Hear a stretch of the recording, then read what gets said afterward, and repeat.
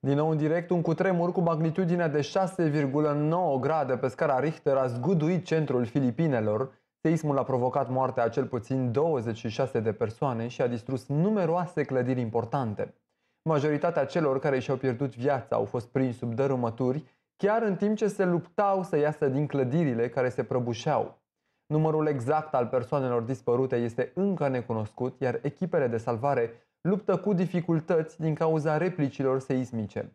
Între timp, autoritățile au anulat cursurile școlare în mai multe zone, în timp ce întreruperile de curent au afectat comunitățile.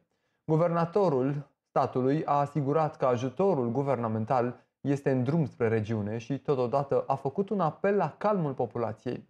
Haideți să urmărim și noi imaginile.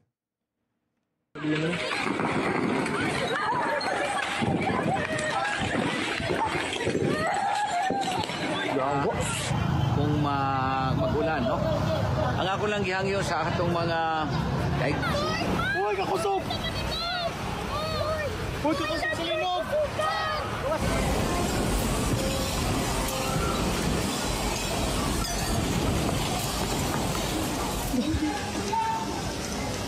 Lord, please send some help, Lord.